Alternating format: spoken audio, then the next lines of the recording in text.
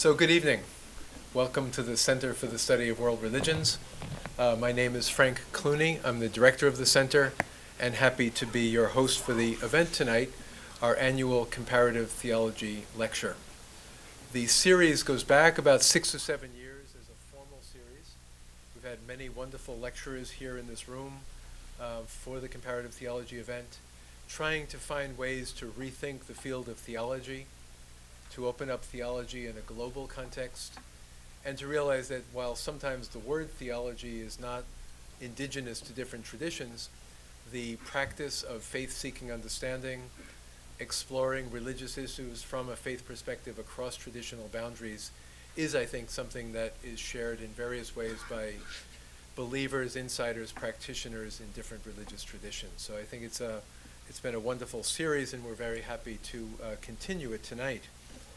Just to give you a sample of previous events, in 2012, Amy Jill Levine from Vanderbilt University was here to speak on From Donation to Diatribe, How Anti-Jewish Interpretation Cashes Out, her reading of the New Testament.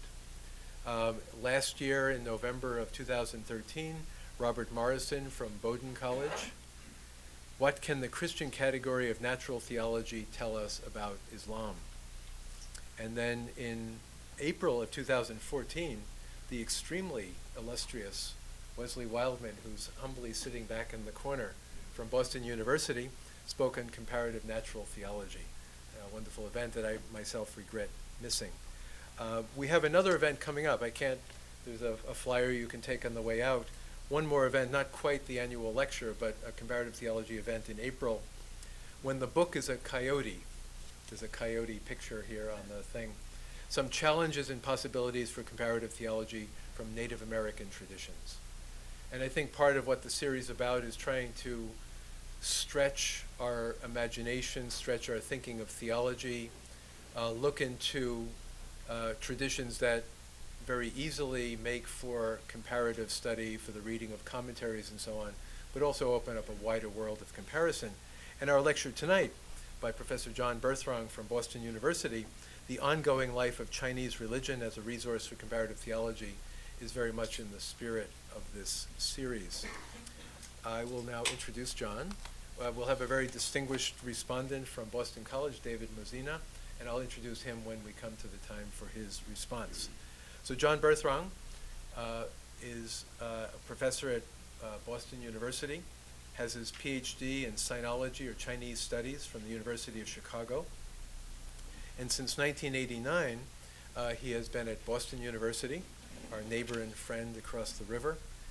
He was for many years Associate Dean for Academic and Administrative Affairs and has been Associate Professor of Comparative Theology throughout these 25 years, or more than 25 years now. John, both before and after coming to BU, has been active in interfaith dialogue projects and programs with a research and teaching focus in the areas of interreligious dialogue, religions of China and philosophy in China, as well as the fields of comparative philosophy and theology.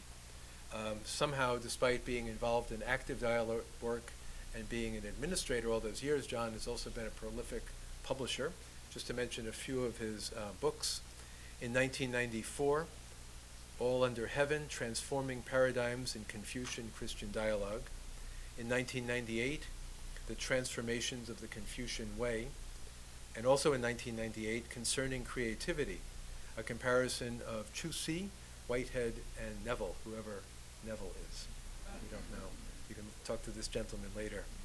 In 1999, he did a book with a quite different title, The Divine Deli, a study of religious pluralism and diversity and multiple religious belonging in North America. With Evelyn Nagai Berthrong, he also collaborated on another book in 2000, it's like one a year, Confucianism, A Short Introduction. He's also co-edited several volumes, Confucianism in Dialogue Today, The West, Christianity and Judaism, and Expanding Process, Exploring Philosophical and Theological Transformations in China in the West in 2008. Closer to home, he was co-editor with Mary Evelyn Tucker of Confucianism and Ecology, a volume that grew right out of the center here, on the great series and great set of books that were published out of conferences in the 90s on religious traditions and ecology. And John was a pivotal figure in thinking about the Chinese context for that project. I can add other things. I could go on for quite a while. John was a very key part of a project I was privileged to be involved with Wesley Weilman and led by Bob Neville about 10 years ago, the Comparative Religious Ideas Project, 15, going on 20 years ago now. The Comparative Religious Ideas Project at Boston University, out of which several volumes came, The Human Condition, Ultimate Realities, and Religious Truth. And John was very much a key figure in keeping us motivated and keeping us going during those years. And still closer to home, for 25 years or so, Bob and Wesley and John and myself have been part of the project in the Boston Area Society for Comparative Theology. We have many friends from Boston College. In fact, I was at BC when we started the project. But so many occasions here at Harvard, at BC, and John hosting events at Boston University, gathering people like us tonight for conversations in comparative theology, thinking across the different boundaries of religious traditions, East and West.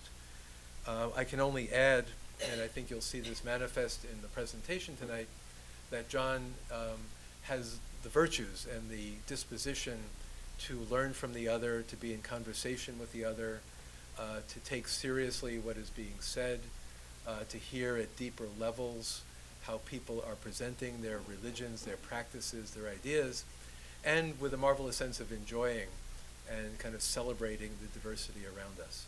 And John, I think, has been pivotal of giving a life and spirit to comparative theology in the Boston area all these years, and it's really appropriate then tonight that he will speak to us on the ongoing life of Chinese religion as a resource for comparative theology. So let us welcome John Berthrong.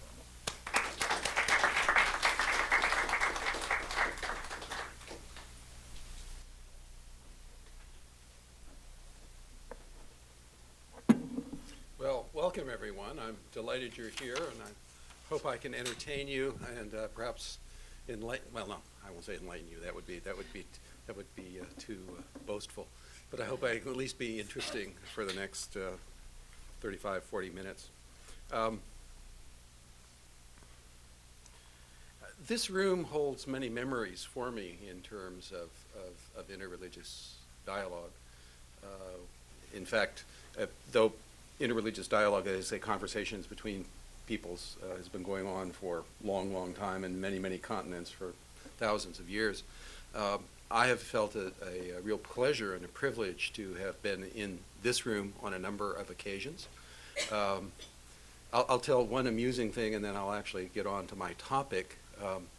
We had, as Frank was saying, there have been a number of different very, very important conferences here, and one of them led to this whole series of great publications that came out over the years, maybe 15, 20 years ago now.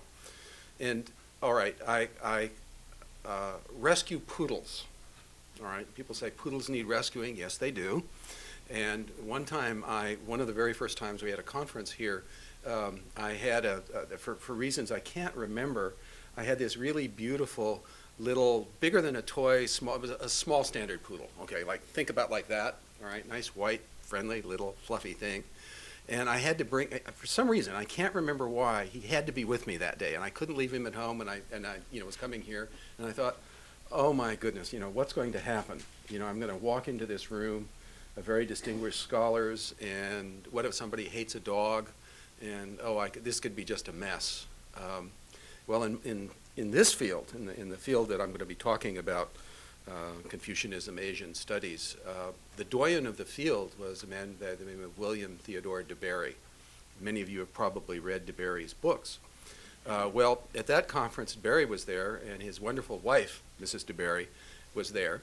And the very first thing she did was say, "Oh, John, that's wonderful. You brought that lovely poodle. Here, let me have him." And I thought, I'm in like Flint. And for that time, I was allowed to bring as many poodles as I wanted, because no one was going to tell Mrs. William Theodore de Bary that she couldn't play with the poodle. Comparative theology. Comparative theology. I rather guess that I've been doing this for a very, very long time. So let me back up to the beginning. It hit me all at once. As you can tell, I'm quite large. I grew up in Oklahoma, and my idea of comparison was being a linebacker who hit guards on the other side of a football field. But then my father had an opportunity, was invited as a Fulbright scholar to be the, in those days, they were lecturers at the University of Hong Kong. And he asked me if I wanted to go along. And to this day, I live in kind of fear and trembling that I actually thought about it for a long time. You know, did I want to take time off or, you know, add another year to my college to go? But I did. And so going as a 19-year-old to Hong Kong was wonderful. And secondly, I'm not sure why this is the case. It's no longer the case, but in the 60s, the University of Hong Kong saw itself as an English university. So it was organized along English grounds, which meant whatever they could possibly teach in English, they did. So rather than teaching Chinese philosophy and Chinese history in Chinese, though they did have courses in stuff, they had this wonderful curriculum in Chinese philosophy and history, and that's how I got hooked. I'd always been interested in philosophy and religion, and then I became very, very fascinated with, with the Chinese tradition. Then I came back, and I was thinking about what to do. And various times I'd go to China and back and work on my language and collect resources. And I have to confess, I chose Confucianism because the primary literature and certainly the secondary literature was a lot easier to read than that written on Buddhism and Taoism. So my hat goes off to all of my colleagues who work on Taoism and Buddhism, and I chose the easy way out, which was reading about the Confucian tradition, almost from like textbooks on up. I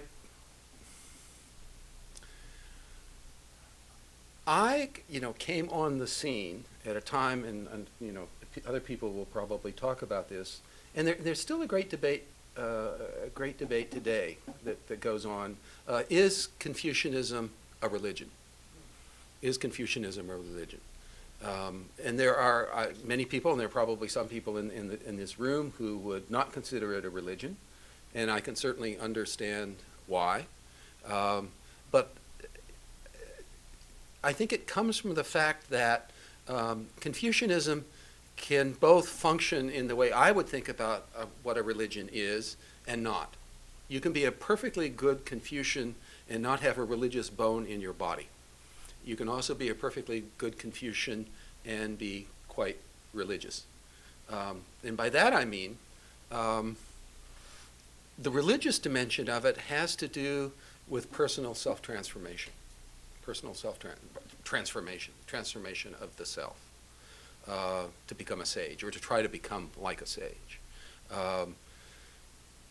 and I'll return to that. But you can be a perfectly good Confucian by simply being a scholar of the tradition. There's no necessity to attempt sagehood. In fact, I think most, it'd be rather like in the Christian tradition. Anybody who self-identified as a sage probably isn't. That it's an honor that is bestowed upon you when you die. Though I had the pleasure of studying and getting to know some of the people who I think will probably have that kind of honor in the future. Tong Jung-yi, and then I was able to work with probably a person. There are a number of great thinkers, Tong Jung-yi, and another one, a man named Mozung San. And I had the pleasure of working with Mozung San, who is considered probably the most not erudite, but the most creative of the contemporary, what we call New Confucians. So now let me back up a minute and explain what that term means. And I'm thinking of new with a capital N. Confucianism and we could be, of course, much more refined and add many more periods, but I'll start out. There are three great turnings of the wheel. Actually, it's a Buddhist metaphor, so we won't turn a wheel. We'll turn a page. That would be better in Confucianism. Read a text. There are three, I think, three epics that we can look at now of the Confucian tradition. And it's clearer to call this a third epic now when I'm standing here 30 years later after becoming interested in it than it was 30 years ago. So you have the classical period, and those are the kinds of texts, Zhuangzi, the Lunyu, Shunzi, Mengzi, all of the great classical Chinese texts that form their classical canon. And of course, one of them are the Confucian tradition. And within that, there are probably about, I could think of more, but there are probably about 5 that many of you may have read, that almost everybody would read and can read in English these days. You have actually Kungzi, and so you have his book called The Analects, a series of collected statements. You have the second of the great Confucians, and probably the person who begins to bring,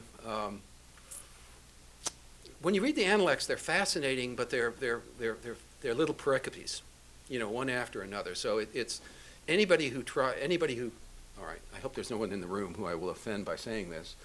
Anybody who tells me that they can bring order to all of that in a very systematic way, I don't think you can do it. I think you find all kinds of themes, you find philosophic insights, you found kind of foundational, but it's a series of comments on various people, on various ideas, various kinds of political and moral import. Secondly, it goes on to the second of the great early Confucians, Mengzi, who brings a kind of systematic order to the Confucian tradition. Then it goes on to one of the people I really like. Now, Confucianism, just like every other tradition, has its people who are on the ins and on the outs. And it's the third thinker, a man named Shunzi, who is my favorite, actually, of the philosophers of the early period, and is recognized so in China, but he had a great problem. He has one chapter where he really takes after Mencius. So people don't appreciate him nearly as much because he's seen as denigrating the second sage. All right, so this is like, you have this first great period. Then you have a number of works that emerge in that are incredibly important. Small books that later become textbooks to the tradition. So you have a book called The Great Learning, the Da Xue, and then you have a book called The Doctrine of the Mean, the Zhongyong. And these are small texts, really very, very, very small texts, but they become incredibly important in the later period. Now, so you have this, you have things, Proto-Confucianism going back way into the 8th and 7th century. You have it crystallizing around Kungzi. You have his great follower, Mengzi, and then you have Shunzi. And then the tradition never disappears. It's very important. But if you like, the creative, or what people recognize, I think even all my Confucian scholar friends recognize, is that Confucianism always remains as kind of a bedrock of Chinese education. But you have then a reflourishing of Taoism, what people would call Neo-Taoism. So you have the reemergence of very fascinating philosophical speculative Taoism. And then, of course, what else comes to China in this period? Buddhism. So for the very first time, the Confucian intellectuals are now confronted, after centuries of translation from the 3rd, 4th, 5th, 6th, 7th, 8th century, confronted by an incredibly complex, rich, religious and scholarly tradition that turns out not just scriptures, sutras, and religious texts, but also turns out first-rate philosophic texts.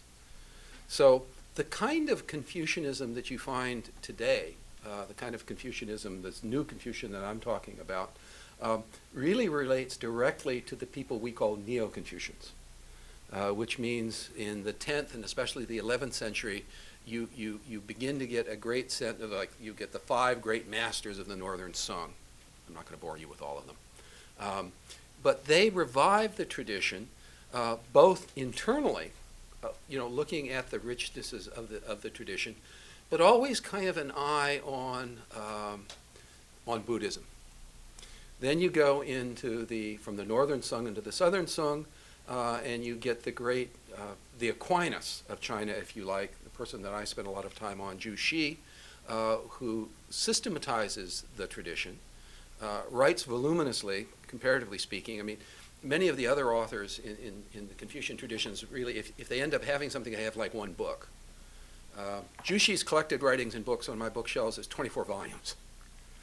He's relatively unique in the tradition. If there's something he didn't have an idea about, I haven't found it. But it's an immensely rich, complicated tradition, but it's a very philosophically oriented and articulated tradition.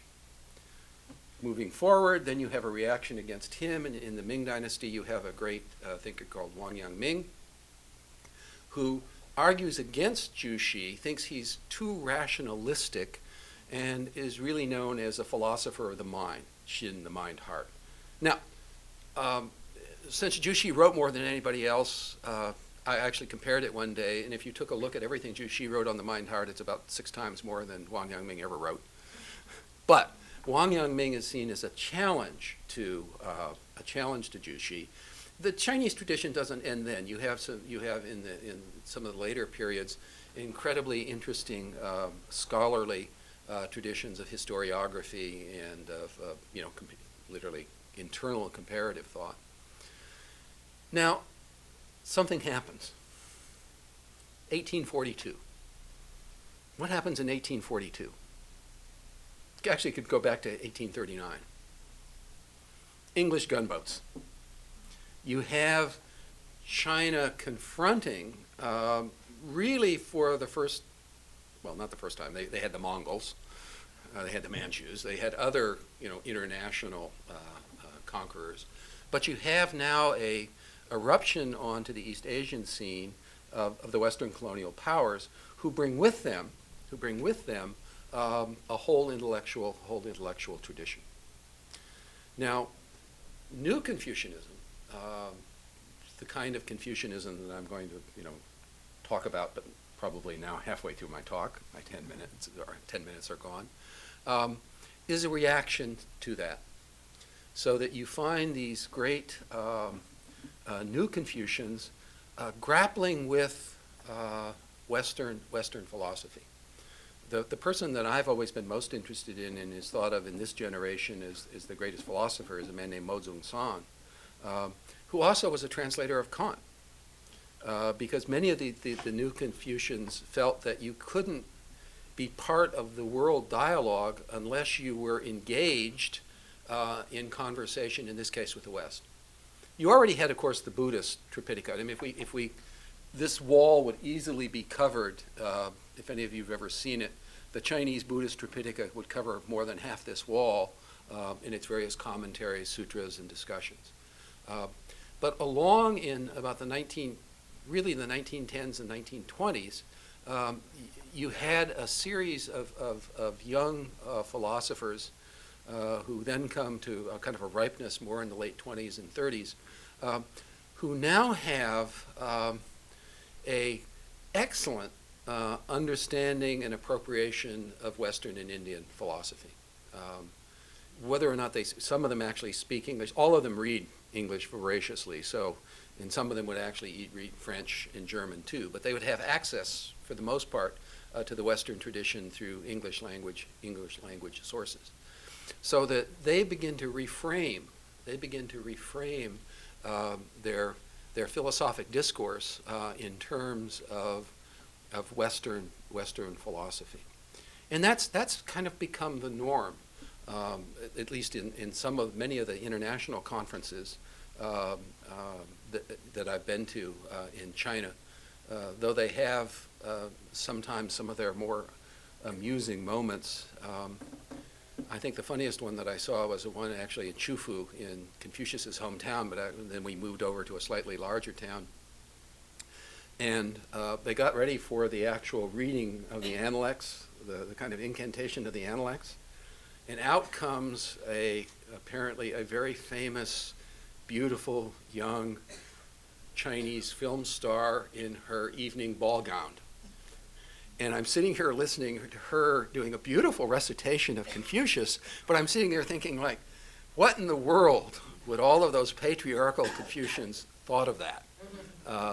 But it was emblematic of a kind of a transformation within the tradition. So the tradition is very much alive, though that again, as others have noted, and Mozina will talk a little bit about it, has only been in the past about 30 years or so. I mean, prior to that, it was really unclear whether or not the government, the contemporary government, was going to promote or allow Confucian studies. But they have, and not only do they allow it, but there's a great deal of support.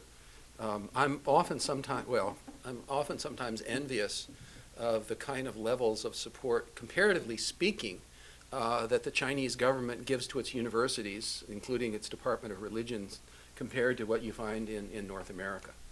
But then again, that doesn't surprise me on one level, because there is no culture which has more highly honored education and educational institutions. Now, what will this new Confucianism look like? No one really, my feeling is when people ask me that, I say no one really knows, because all of the great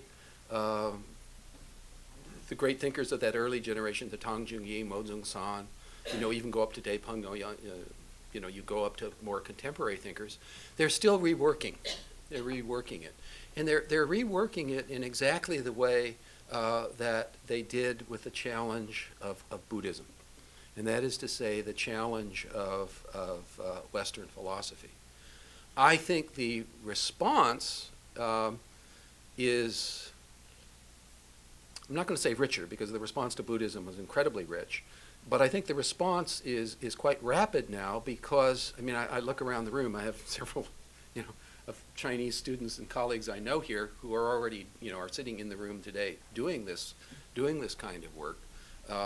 And it's leading to the creation of a kind of comparative philosophy that I only wish would be done in the West. I'm constantly struck by the fact that I can go into any major Chinese university and have a very good conversation with anyone in the room, including my colleagues who are the experts on Confucianism, about Aristotle and Plato and Aquinas and Wittgenstein. And so they like Whitehead too, so I enjoy that. And then they switch into a discourse about their own tradition, whether that they identify with, whether they're specialists in Buddhism, Taoism, or Confucianism.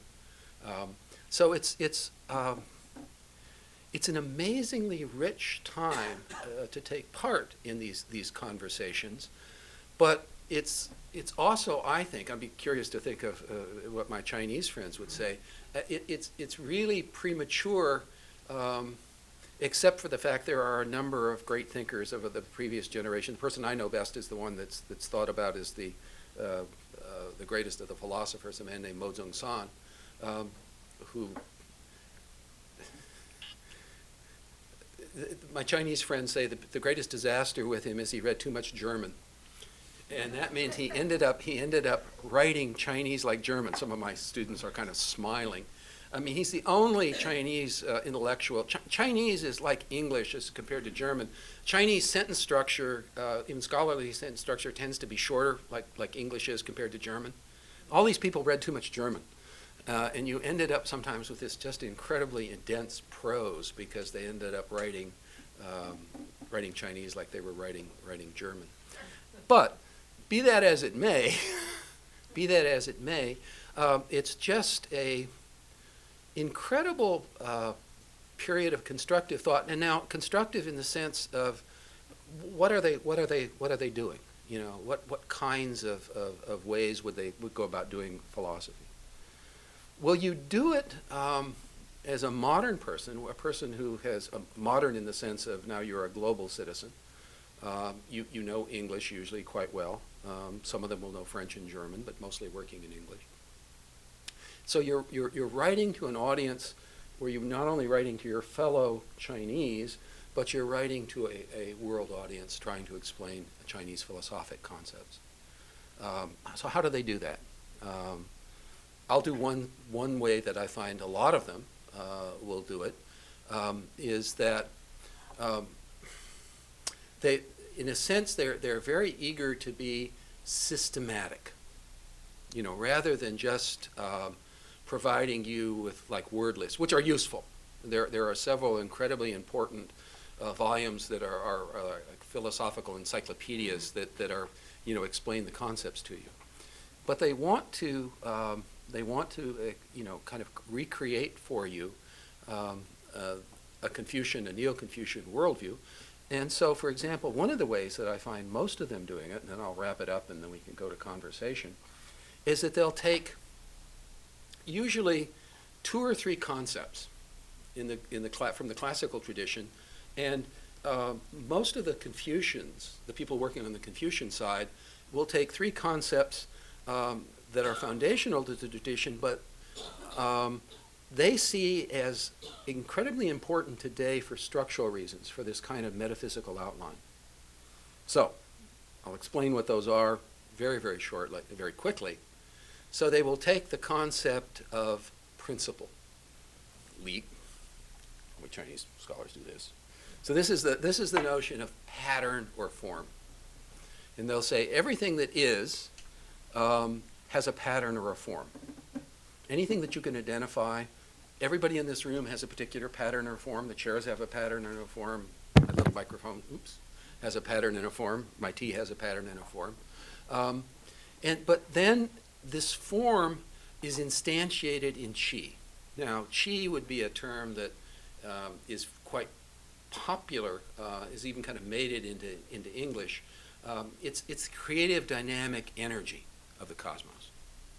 So what a thing is a particular form, a particular structure, and then clothed, powered by, embodied in qi.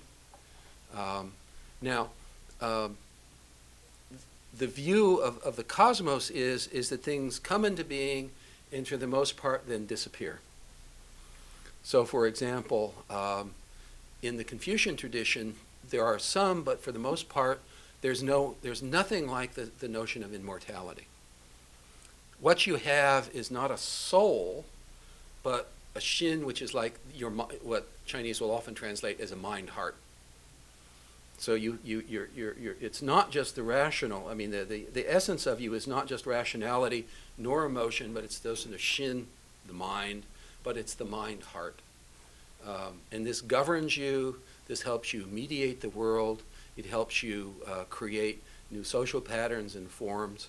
And all of these concepts are being, rethought now. And I would wager, China being China, gigantic, large, populous, loving education, probably much richer than the United States in 20 years, spending a lot more proportionally on education. All of this kind of philosophic excitement, I hope eventually will boil over into conversation with North American philosophers. Chinese philosophers are capable of doing that in many cases. Eventually, my hope is that my colleagues in the philosophy department, and let me say, compared to like 10 or 15 years ago, I'm much more sanguine about this. 10 or 15 years ago, I think people in Western philosophy departments, hardly noticed Aristotle and Plato, much less, Kungzi and Shunzi and Jushi and Wang Yangming. But people's eyes are being opened, and I think there's a desire, and not only this, but into the Arab world, into the world of Islamic philosophy, the world of Indian philosophy, but certainly the world of Chinese philosophy is opening up to the West. And it's particularly fascinating, I think, because, and here I'll step out on a bit of a limb, I think it is probably,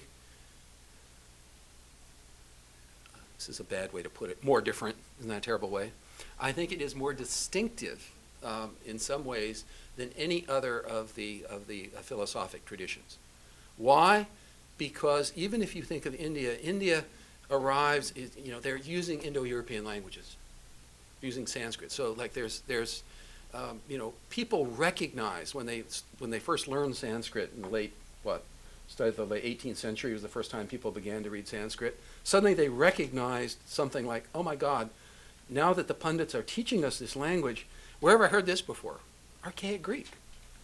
So they realized that there was a continuity, not only linguistically, Indo-European classical languages, but also those kinds of languages and those kinds of philosophic systems kind of bore a resemblance, I'm just going to say a resemblance, to their Western tradition.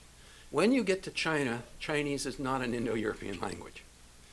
And it is a philosophic system that developed initially on its own, then has a great Buddhist period, and is now going through, if you like, another turning of the wheel with its contact and dialogue with Western philosophy. But as I read it, as much as they are impacted and influenced, it will ultimately come out being, and I imagine Frank would agree, when you have these great philosophic, if you think of the West Asian world, if you think of the Indic world, and you think of the Sinitic world as being the three great kind of cultural areas of going across Eurasia, I think they will end up having a very distinctive, recognizable Chinese take on it. Now, rather like its dialogue with Buddhism, my suspicion also is it'll actually be quite recognizable to Western philosophers. It will be used in ways and transformed which will astound, amaze, and I hope stimulate and be of interest to Western philosophy, but it will be indigenized. It will be indigenized. And short of that, they're simply going to buy the United States and then turn all our philosophy departments into Chinese philosophy departments anyway. Enough. Okay, thank you very much.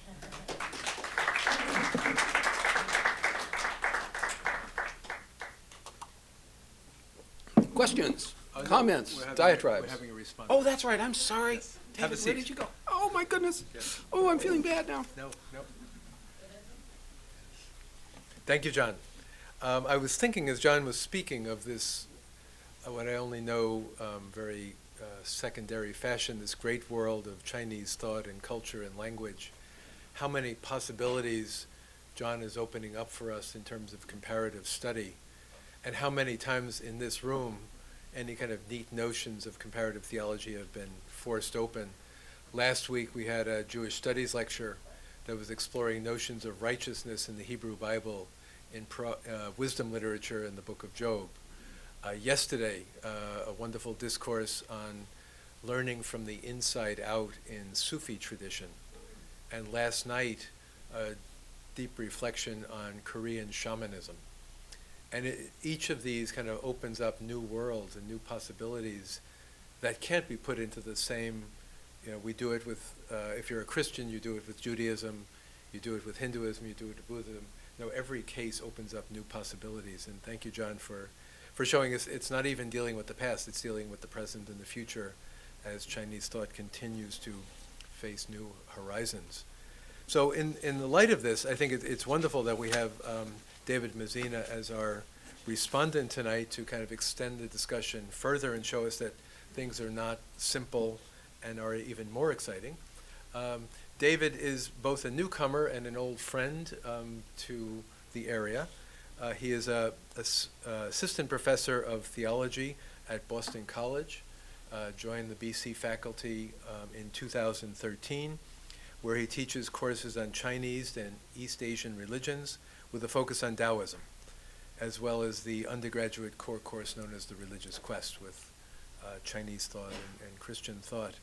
But David is no stranger to Harvard, as they say. He did his MTS, Master of Theological Studies, here in the Divinity School, and then his THD in comparative religion with a focus on Taoism and comparative religion here at Harvard. So welcome back to David. David had the privilege of, like John, spending many years living in China in the course of his studies and research on mainland China, but also in Taiwan. and currently is working on his first book, which comes out of his dissertation work, Quelling the Divine, the Performance of a Talisman in Contemporary Taoist Thunder Ritual. And this explores the technology of talisman making in the strain of Taoist ritual currently practiced in central Hunan province of South China.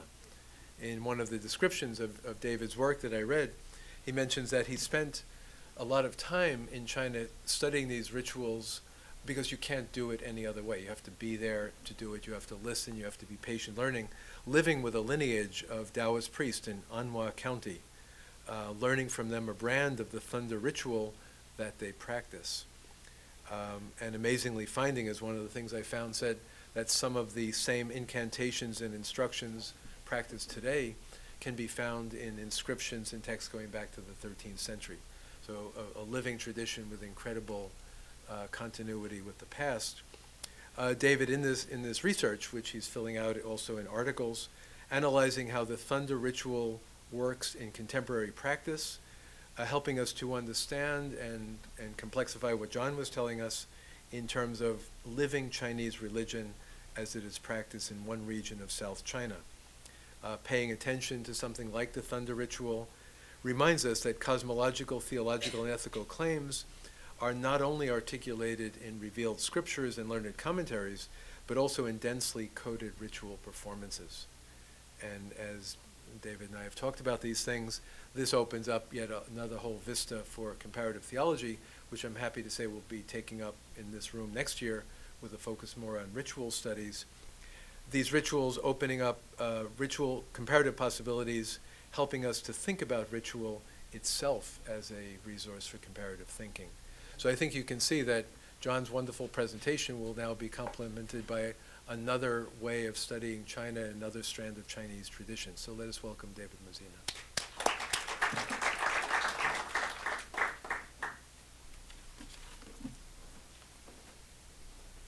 Thank you, Frank.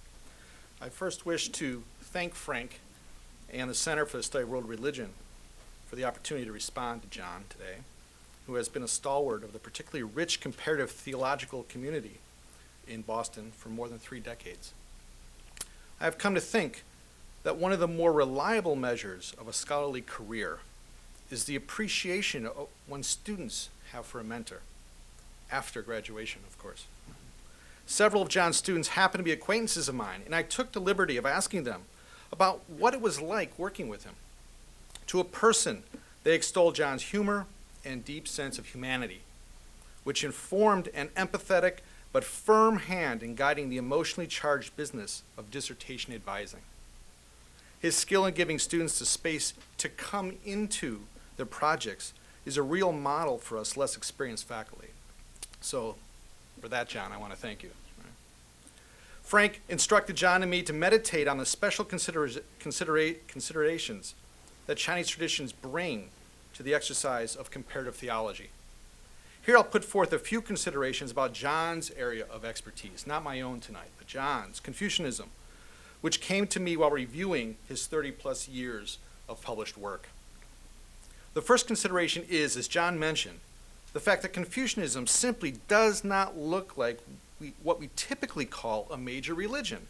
Buddhism, Hinduism, Islam, Judaism, Christianity, or even the religious tradition in which I am most invested, Taoism. Confucians are not readily recognizable as ministers, priests, rabbi, or sheikh-like teachers, lay practitioners, diviners, monastics, or ritual specialists. If anything, they might be said to be scholars, those who are invested in studying a canon of texts. In China, before the dissolution of the imperial system in 1911, they studied in state-run academies whose curriculum of Confucian texts was designed to prepare the best students for civil service. These days, students of the Confucian canon usually begin in a secular preparatory school or university and often continue serious study on their own. The texts included in the Confucian canon are diverse, as John pointed to, but if I may venture a crude oversimplification, I would say that they debate the proper way to live in the world. So we have a problem. How do comparative theologians deal with Confucianism when it does not look like a typical religion? John takes his cues from Professor Du Weiming, a prominent new Confucian whom some of us might know from his years here in Harvard's Department of East Asian Languages and Civilizations. Du does not even try to define Confucianism as a religion. Instead, he asks, what does being religious mean for a Confucian? He writes, being religious, in the Confucian perspective, informed by sacred texts such as the Zhongyong, the Doctrine of the Mean, means being engaged in the process of learning to be fully human. We can define the Confucian way of being religious as ultimate self-transformation, as a communal act, and as a faithful dialogical response to the transcendent. For Du, religiosity is about becoming a fully human being, what the tradition calls a sage. One might achieve that by constantly transforming oneself through proper moral relationships with others, and through what he calls dialogical response to the transcendent. The notion of transcendent here is not straightforward. Du follows his teacher, the Chinese scholar Mo Zhongshan, who lived from 1909 to 1995, who Professor Berthrong mentioned. For Mo, transcendence, which is often expressed by the Chinese word tian, heaven, is not some place or even some entity out there, separate from human moral life. Transcendence is instead creativity itself, the unceasing transformations that pulse through the universe and constitute its ontological ground. Human beings are part and parcel of this creativity. Their moral relationships are instantiations of it, sites of interaction where human beings participate in the creative force of the universe. As the world continually becomes fuller, richer, more what it is destined to become through the workings of its creativity, so do human beings, as part of the world, continually become fuller, richer, more human through the effort put forth in their moral relationships. Mo called this dual process of cosmic and human transformation immanent transcendence. For Du, and especially Mo, awareness of this creative awareness of this creative impulse coursing through the world and human moral relationship is religiosity. In one way or another, the Confucian canon of texts teaches us to become aware that just as the world does not cease to unfold in its transformations, human beings are inclined to keep trying to become more human through their moral relationships.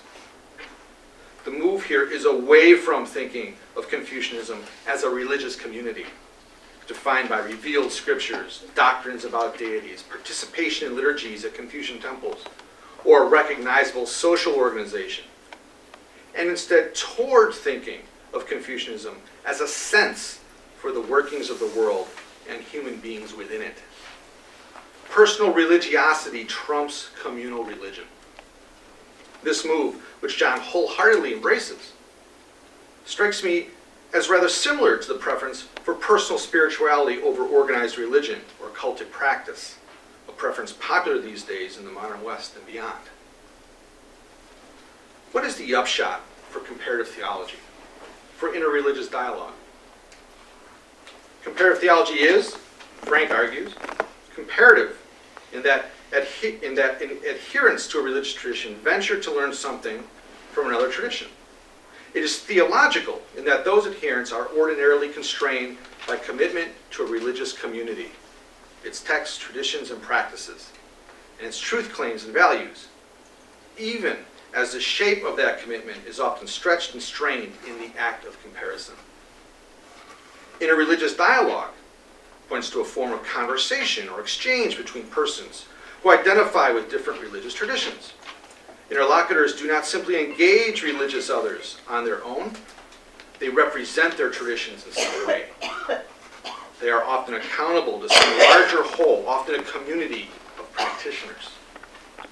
But the idea of personal religiosity put forth by the new Confucians seems to dissolve any need for a recognizable community of Confucians, who adhere to a set of texts, traditions, practices, values, and truth claims. It seems to make the business of comparative theology and interreligious dialogue a rather individual business between lone Confucian scholars and their texts or dialogical partners. John, I want to hear whether you think I'm right in my characterization of a community-less Confucian tradition. Am I misconstruing something here? If not, what are the advantages and challenges faced by a tradition with little sense of conventional community when engaging in the practices of comparative theology and interreligious dialogue? If, with Frank, we think of comparative theology as primarily a kind of scholarly reading back and forth between the texts of two or more traditions, then I don't see much of a problem. In fact, the bookish disposition of Confucian scholars seems quite amenable to the kind of personal comparative theology practiced by Frank. But if, with people like Catherine Corneille, who's here, we think of interreligious dialogue as demanding a return to one's tradition so that the fruits of dialogue might be shared and enjoyed by a larger community, then I wonder how Confucians fare. With whom do Confucians share their great dialogical insights? Is it that a small group of scholars working within and without the academy, or the readers of their published academic books, function as a kind of religious community? How does that work? Furthermore, how do non-Confucians guard against interpreting Confucian texts any way they wish? One use of interreligious dialogue has been to establish a sense of accountability when interpreting the texts of a tradition, not one's own. How might accountability be achieved when engaging the work of or talking with an individual Confucian scholar whose voice carries little authority of a larger community? My second consideration of what Confucianism brings to bear on comparative theology has to do with the discursive conditions of actual Confucian scholars today in mainland China. John, you mentioned that contemporary Confucianism is in flux. During the past few decades, the ruling Chinese Communist Party has actually been encouraging the scholarly study of Confucianism in Chinese universities and secondary schools, as John mentioned. Positions for the study of Confucianism have been created across the land. In fact, Harvard's Dewey Ming is right now teaching at the country's most prestigious institution of higher education, Peking University. The Chinese government founded the Confucius Institute, an agency designed to funnel money and teachers to foreign universities and secondary schools in order to promote the study of Chinese language and culture. Many scholars in China and abroad rejoiced. Perhaps this was a thawing of the anti-Confucian and anti-religious legacy of the Western-minded reformers of the turn of the 20th century and of Mao Zedong, the communist leader who ruled China from 1949 until his death in 1976. Only in the past 2 years, Xi Jinping, the current president of the Central Politburo, China's most powerful political office, has promoted a kind of renewed Confucianism as his foundational ideology. In statement after statement, he has extolled the virtues of Confucius and Mencius. In September of 2014, he declared his reverence for Confucianism at a forum marking the 2,564th anniversary of Confucius's birth. Ancient tradition, quote, can offer beneficial insights for governance and wise rule, she said in the Great Hall of the People in Beijing. Sam Crane, a professor of political science at Williams College, states the interpretations of many. Quote, this is about finding some kind of traditionalist basis of legitimacy for the regime. It says, we don't need Western models. Ultimately, it is all filtered through the exigencies of maintaining party power, end quote. Indeed, President Xi has invoked Confucian slogans while pursuing unyielding policies against dissidents, brutally putting down ethnic minority unrest, rejecting demands for wider democratic elections in Hong Kong, and during the summer of 2013, spectacularly destroying a powerful political rival, Politburo member Bo Xilai, whose flamboyant son was at the time a student at Harvard's Kennedy School of Government. John, I wonder how you think this recent political role played by Confucian thought in China might affect how scholars like yourself practice comparative theology. Again, if we think of comparative theology as a practice of back and forth reading, I imagine not much. Reading Confucian texts in one's own study can be delightfully insulated from the world of politics. But this seems a little odd, given that the Confucian tradition has always been bound up with the art of rulership. I wonder what interreligious dialogue might look like in the near future, when well-meaning Confucian scholars might very well take the virtues of humility, commitment, interconnection, empathy, and hospitality, Catherine Corneille's conditions for interreligious dialogue, and interpret them to include faithful commitment to the stability of the state. Thank you very much.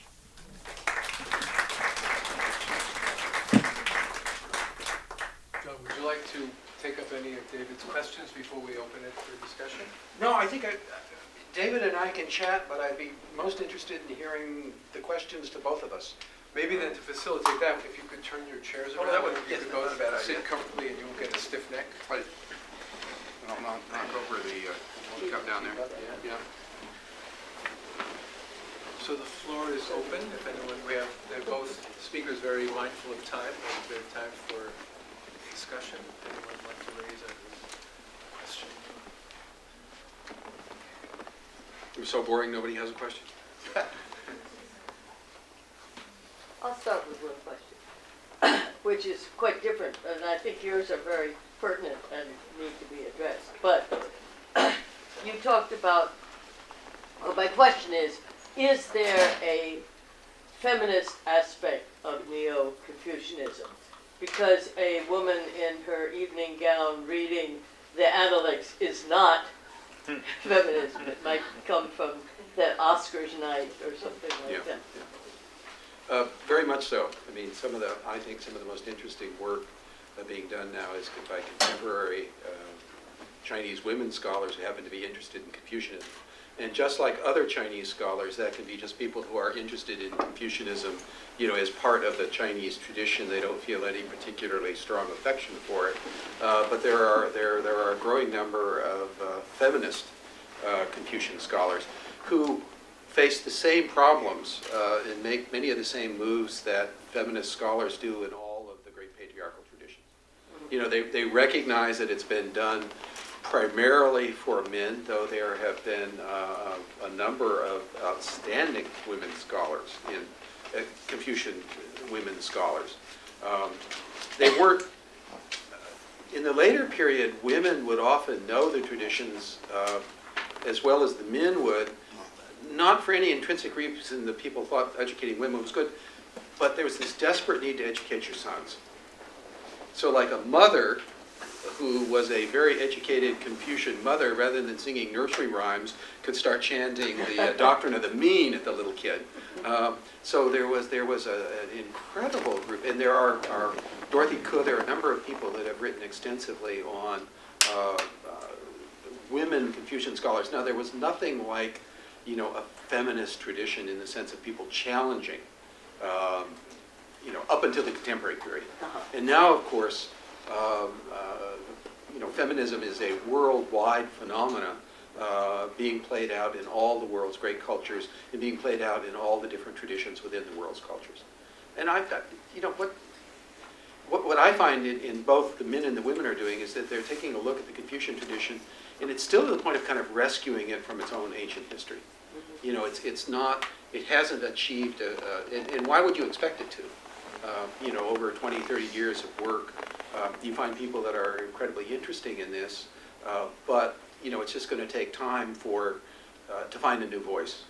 But certainly, in China, in all the places, for example, I was thinking when we were talking about it, when I go to the various philosophy departments, half the philosophy departments are made up of women. So when I go do lectures or I go to classes on Confucianism, half the people there are women, and at many of the conferences now, women play an incredibly significant role. Now they haven't become the Mozums, they haven't become the giants of the tradition, but I don't think there's anything intrinsic in the tradition or in contemporary Chinese society that bars women from playing playing an ever increasingly popular role if they want to. Now, they may simply decide, like, why in the heck do I want to study Confucianism?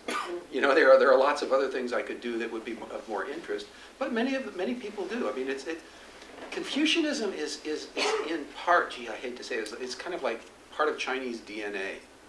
You know, you have to deal with it one way or another. Even if you don't like it, you've got to do a critique of it, like the Buddhists did, and like, you know, contemporary scholars educated in the West will be critics of it in terms of Western philosophy. Bob, Neville, I think is next. I wonder if both of you could comment on non-Chinese Confucianism. I know there are Taoists who are not Chinese. And what difference will that make to Confucianism in China? What do you think, Jeff?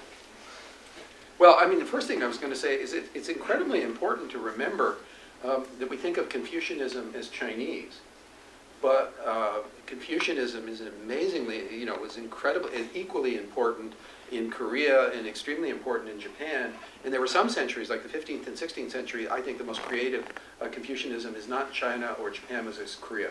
So, you know, it's spread, but that's all been within East Asia. And it will be very interesting to see how and if, you know, it takes certain kinds of roots in North America. I mean, there are odd people like us who are, you know, very interested in it, who've come out of the study of it. And I dabble with the idea. A lot of I'm actually considered a Confucian Christian or a Christian Confucian in China. So I'm considered at least half Confucian by my Confucian friends.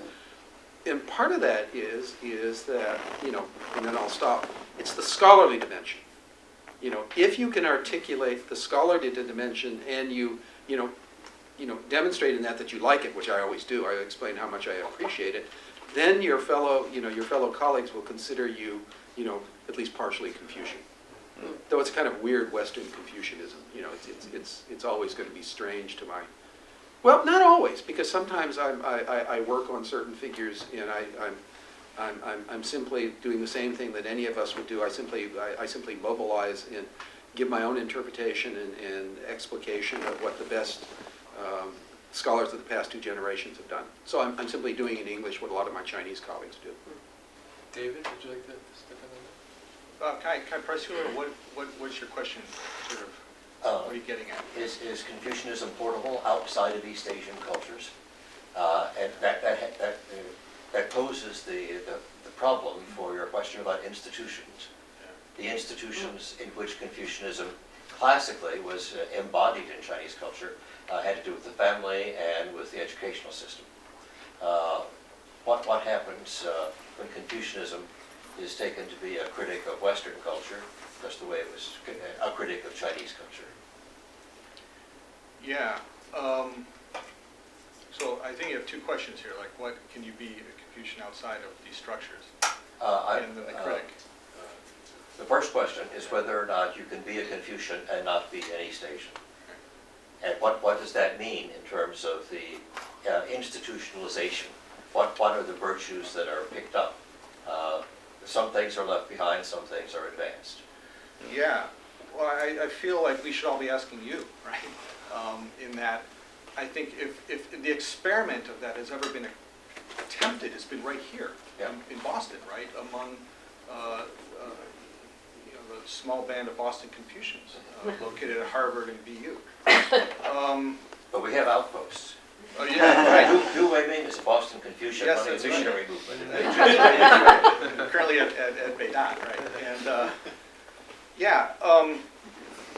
well, I think with John, I think what I think is so exciting is that philosophically, I think it's just amazingly vibrant and filled with possibilities.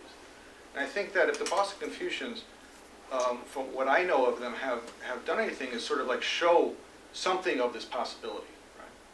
Now, whether that actually affects then sort of cultural structures like family or education system, or how Confucian sort of ideas work in political systems, I don't know. I think eventually, but I think it would take a long time.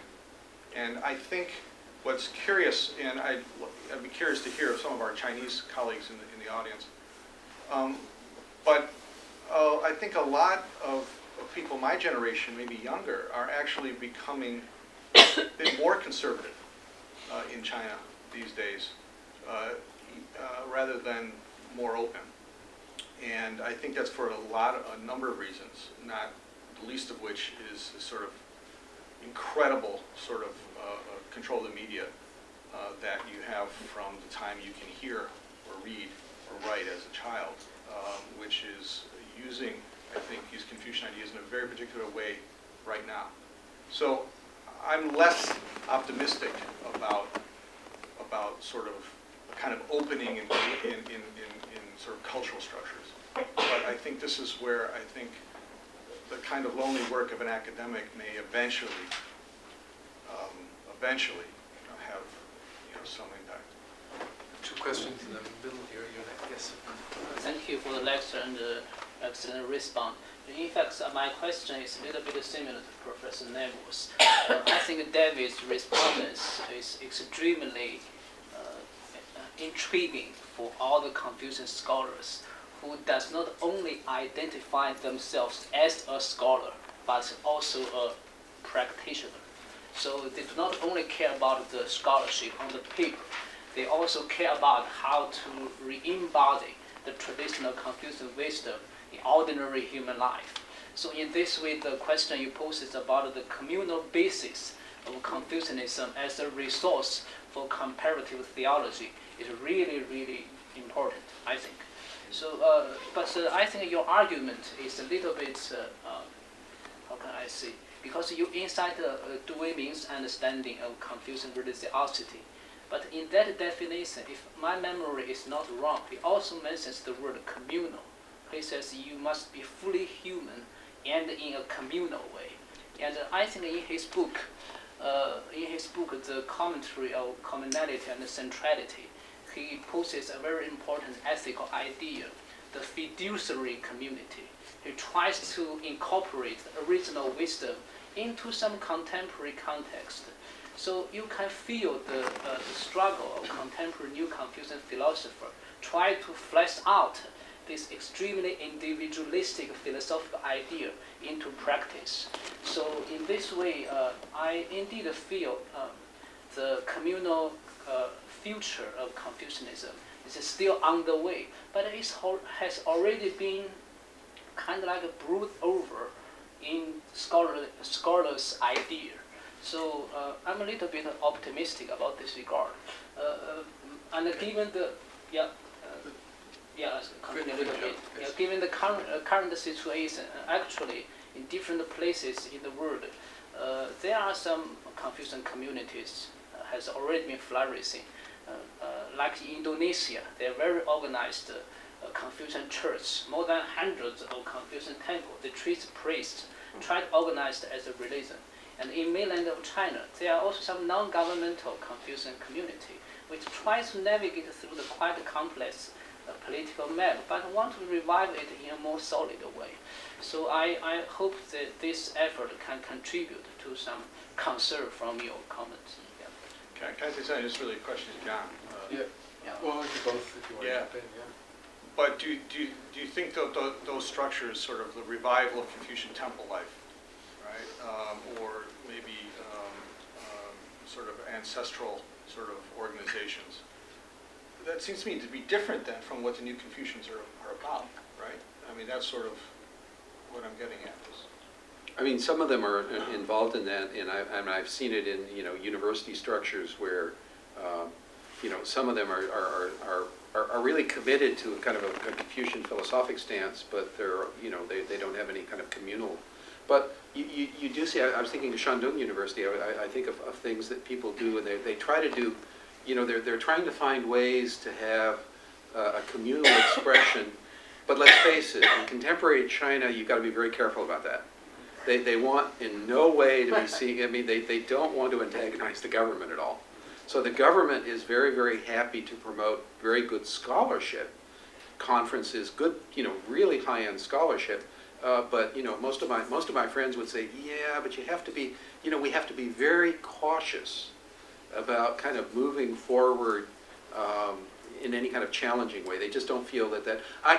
frankly, a lot of them have said, that they have a very long-term view of history, much longer than Westerners. Like, these kind of flash of the, like communists will come and go, and if they, it takes another 20 or 30 years, it's a historical view of reality which is much more long-term than the West.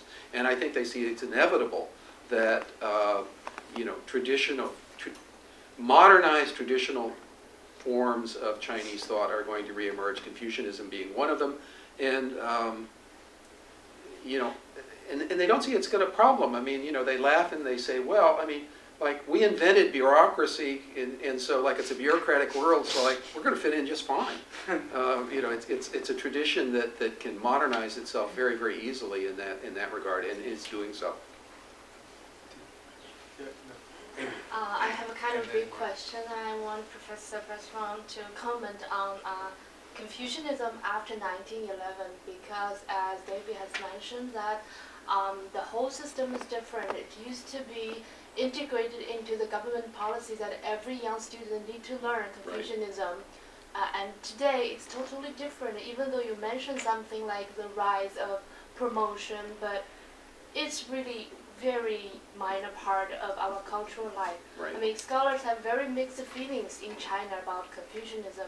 It used to be part of our culture, but we don't see, we think the future is kind of ambiguous, just like it's related with politics. So my question, how do you comment the 20th century after 1911? And you have mentioned about Confucianism is distinctive, it should be indigenized. So how to indigenize in the current climate? Well, that's a question more to David than. I thought it was more to you. Oh, well, it's a question to me, but You're the I was trying to toss it over to you. You both can comment. Hand it off.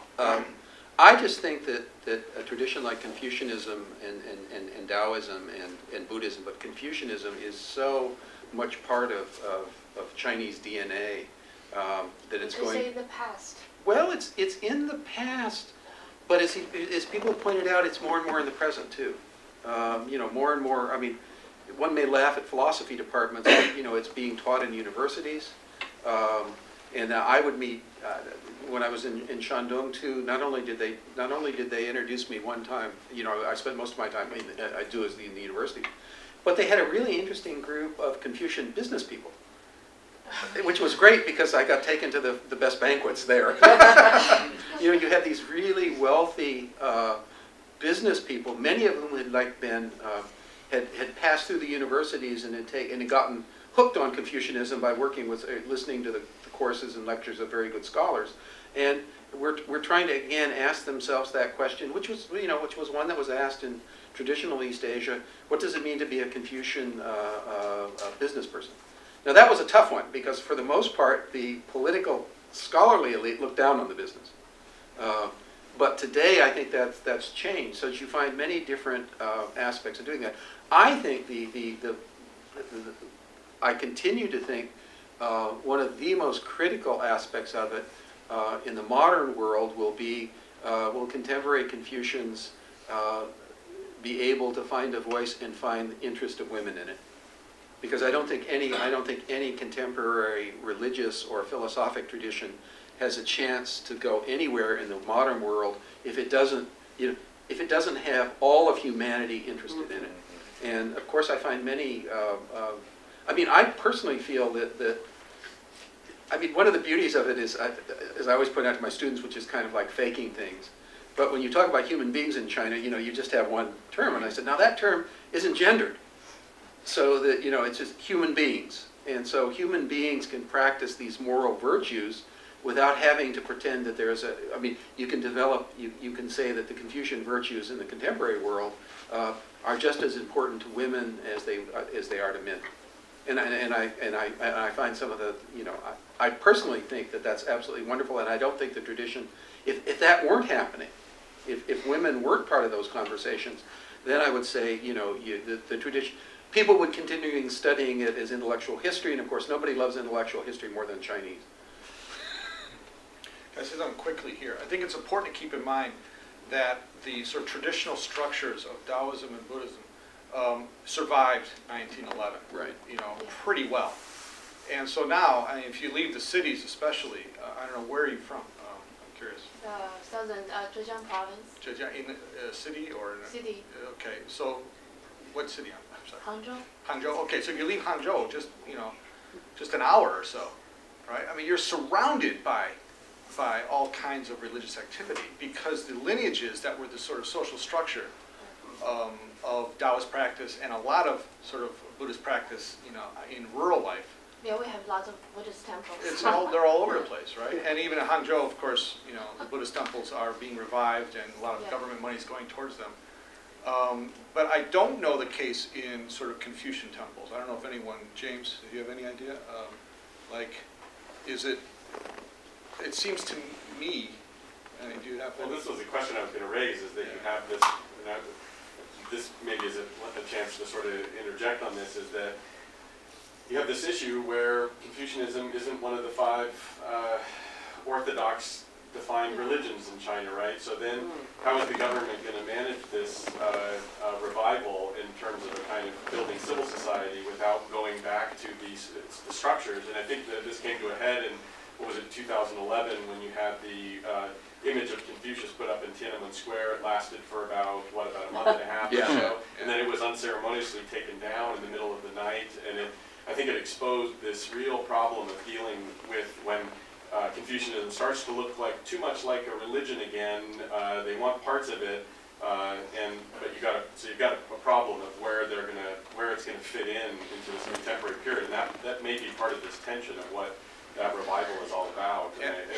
And most of my friends would most of them today would almost not like to see Confucianism as a religion because most of them recognize, there's been so much importation of Western religions that they have an idea about religion being something like Christianity or Judaism or Buddhism or religious Taoism, and therefore, they see that as not part of their scholarly tradition. That's a very, they really would, they don't reject self-transformation, but boy, they don't want it to look like Christianity or Taoism or Buddhism. I'm wondering if part of that tension or ambivalence isn't driven by the fact that Confucian ideas have always been close to political power. Yeah. Yes. Right? And so there's this inherent tension going on here. And then the interesting thing is that you have the image of Confucius, don't forget, on the Supreme Court frieze with Moses and Solon, right? Yeah. In the U.S., so. I didn't know that. Are you on the same point? It's very, I think it's very similar. Okay. I was almost hesitating whether I should say that. Go ahead, please. Yes. Yeah, I mean, maybe I'm just posing this question in a different way, but what I'm trying to understand is if we're going to view Confucianism as a potential religion or a guide to living as opposed to something we study, whether historically or comparatively. I used to have this discussion with you, Amy, but in any case, as I see it, Confucianism is fundamentally based on relationships of subordination. And I don't understand, perhaps you can explain how it can be read, as he attempted to explain it, how it can be read in a progressivist or emancipatory fashion. I tell you the simplest way, and it's something that he and I discussed, when my students do that, and I want to not try to befuddle them completely, I say, look, you've got the 5 relationships. And a lot of contemporary Confucians would say, what we need to do is reverse the order. So you start out with, ruler, rule, da-da-da-da-da. But the other, and all of these are considered absolutely, critical virtues. So it's not like, friend, friend. Let's go back and see the tradition as the term of friend and friend. Let's reconstitute the tradition as friendship, which would be equality. And then every Confucian that I know, of course, says in the contemporary world, that now has to include all of humanity, which is to say women simply have to be part. It's not going to go anywhere unless women find a role, a liking, a way that they can be part of this reconstitution. But I don't know what it's going to look like. He's absolutely right. I mean, right now it's cocktail hour at philosophy departments, amongst other places. You've been waiting for a long time. Well, it's along the same lines. I was struck by David, by your final challenge, and sort of what it means when political leaders take up the banner of any kind of tradition and begin to use that. So at the one hand, while there can be this academic conversation about interfaith and all sorts of stuff. There's what's happening in the real world, and I begin to question whether or not there can really be, a comparative religion conversation that isn't talking about these real life implications out there in the world. And I wonder if you could both just reflect on that. Well, the Confucian tradition has been cheerfully abused by the government ever since it began, in the Han Dynasty. So, like every great philosophic and powerful movement that strikes to the core of a civilization, the government will try to use it. Right. And so the government is is currently trying to use it, and I think probably will try to use it more because I think like Marxism, Leninism is deader than a dodo, in China. So you need to re-articulate these things, and of course part of the problem is that Confucianism was often used as a draconian thought form to coerce people, as it was used as liberative. I mean, the people I choose are the great philosophers, but then again, like how much impact did Kant have on German politics? How much impact does a great Confucian have? Except they're always there goading, always there goading. There's a case. I think it goes back to the Tang Dynasty. It's the Ming, where they have a bunch of Confucians that one of the early emperors, who wasn't very Confucian at all, these were your tough peasant Mao Zedong types, and he kept educating. He kept getting these Confucian scholars that were giving him a bad time. He killed them. So he'd gone through about 6 of them, and finally he gets to I think the 6th or 7th of them. And, the guy says exactly the same thing as all the first 6 or 7. And he's got kind of tired of killing them all.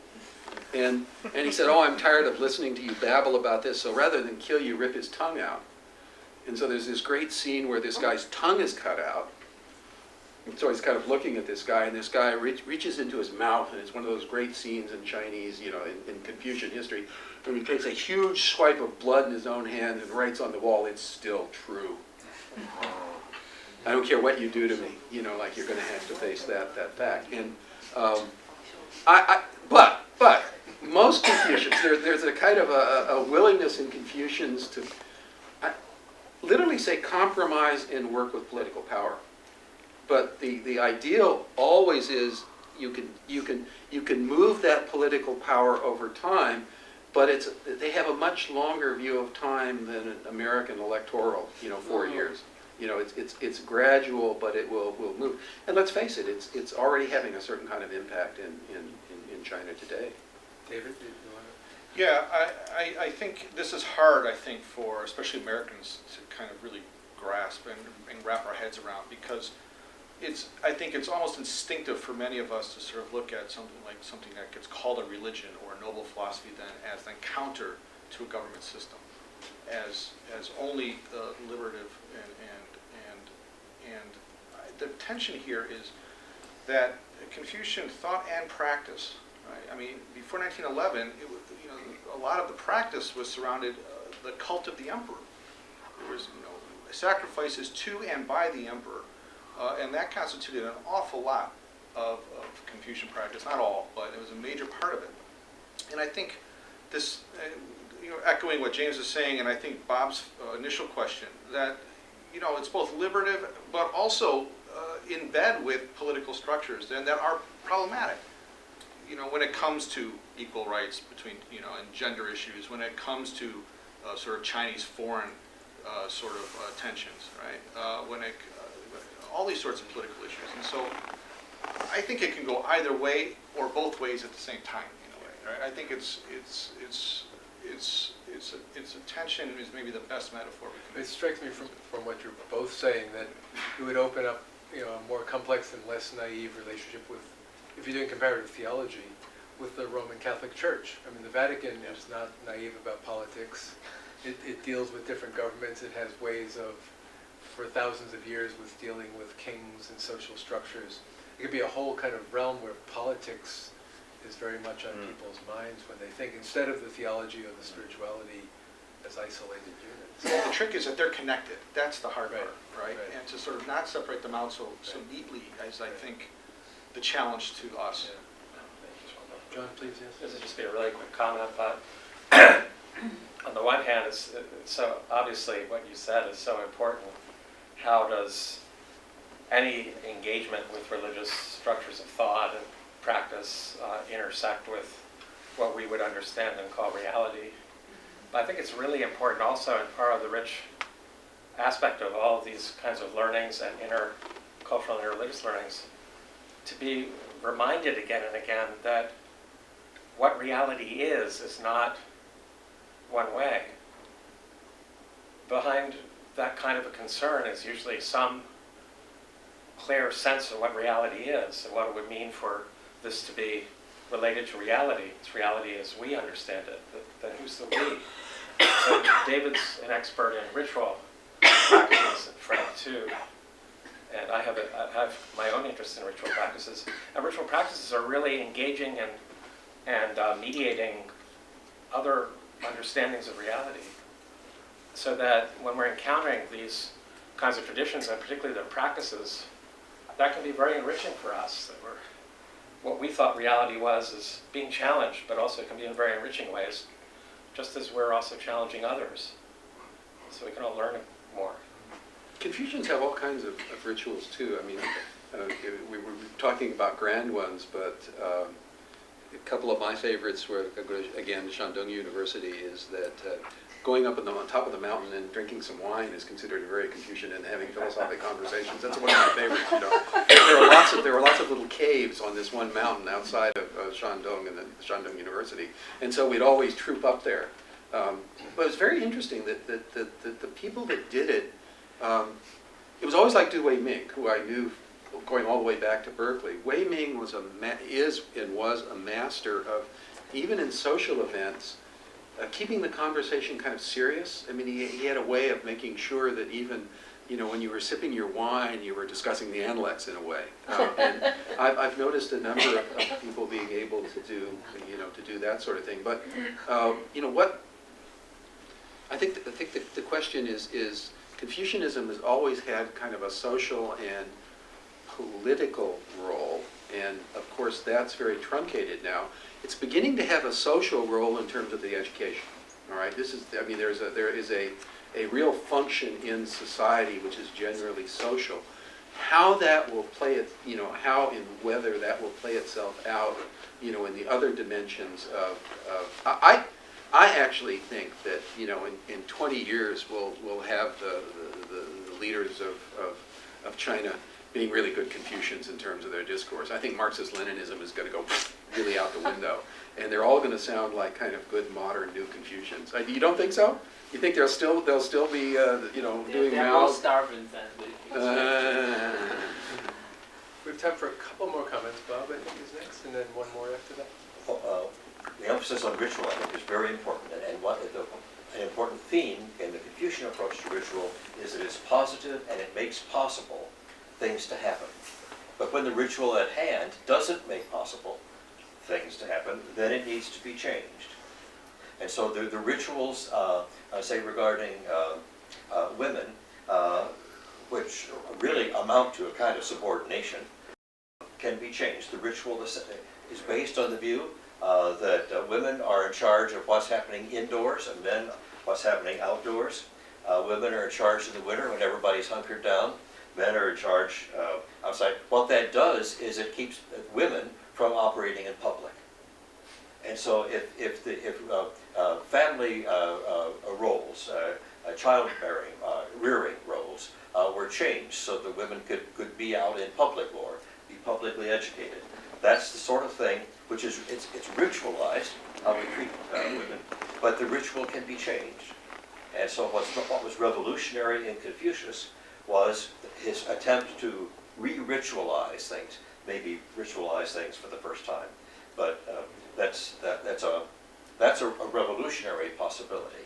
But that requires identifying Confucianism not with rituals that make people do things from the past, but the use of ritual to make things more humane, which was Confucius' argument. I'm just done now. Catherine. Oh, well, two more. Catherine and then Jen.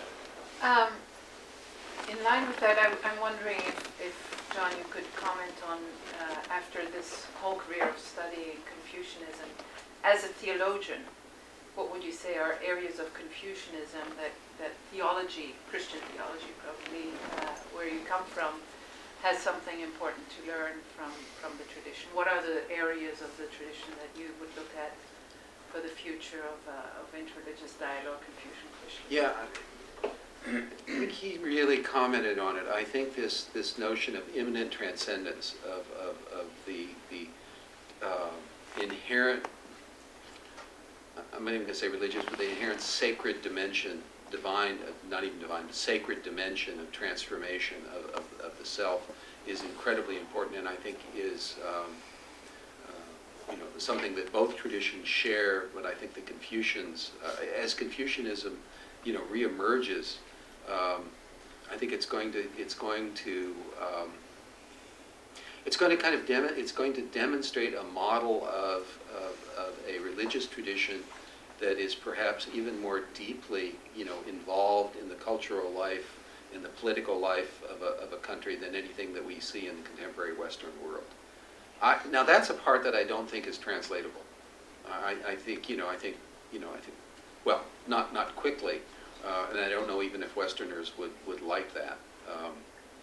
And again, frankly, I just don't know, and I don't know if hardly my Chinese friends could comment on it, what the thing is really going to look like, because it's just barely beginning to, reemerge, and it's barely beginning to have the government sort of say, well, experiment, talk to us about, as we jettison all that Marxist-Leninism, how do we, create an ideology.